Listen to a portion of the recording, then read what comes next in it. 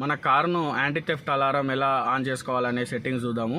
కార్ను touch చేసినా అలాగే car door తీయడానికి ట్రై చేసినా కూడా అలారం వస్తుంది కదా, అది మనకి ఇన్బిల్ట్గా కార్లో వస్తుంది.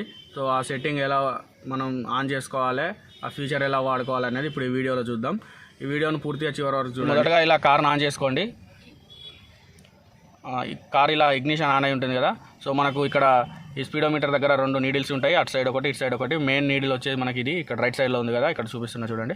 సో దీన్ని మనం ఏం చేయాలంటే ఇలా లాంగ్ ప్రెస్ చేసి ఒక 2 to 3 seconds ఇలా ప్రెస్ చేసి పట్టుకున్నామంటే మనకు ఆప్షన్స్ వస్తాయి. ఈ ఆప్షన్స్లో దీన్ని మనము క్లాక్ వైజ్ రైట్ సైడ్ ఇలా తిప్పామంటే మీకు ఆప్షన్స్ అనేవి చేంజ్ అవుతూ ఉంటాయి. సో ఇలా మీరు పూర్తిగా ఒకదాని తర్వాత ఒకటి ఇలా తిప్పుకుంటూ ఇక్కడ మీకు యాంటీ థెఫ్ట్ అలారం అని కనబడుతుంది కదా. సో దీని మీద ప్రెస్ చేశారంటే మీకు ఇక్కడ సెన్సార్, షాక్ సెన్సారు, అలాగే shock sensor P, shock sensor F అని వస్తున్నాయి కదా. సో షాక్ సెన్సార్ మీద ఇలా ట్యాప్ చేయగానే మళ్ళీ ఇక్కడ మీకు ఆన్ అని వస్తుంది. సో దీన్ని ఆన్ చేసుకోవాలి.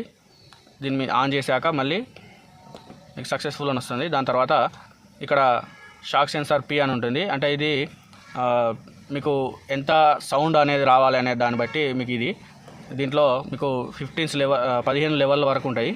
సో మీరు ఇట్లా మీకు ఎంత కావాలంటే అంత పెట్టుకోండి. మ్యాక్సిమం మనకు 8 to 10 మధ్యలో ఎంతైనా పెట్టుకోండి, మీకు సరిపోతుంది. ఎందుకంటే మరి 14-15 పెడితే చాలా డిస్టర్బెన్స్ అనేది బాగా వస్తుంది, చాలాసేపు వస్తుంది.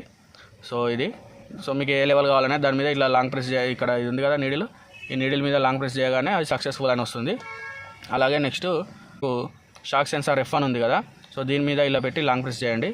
చేయగానే మీకు ఇక్కడ కూడా లెవెల్స్ ఉంటాయి. సో మీకు ఇది ఎంతసేపు కావాలని, ఈ F అనేది మీకు ఎంత టైం డ్యూరేషన్ కావాలనేది ఉంటుంది.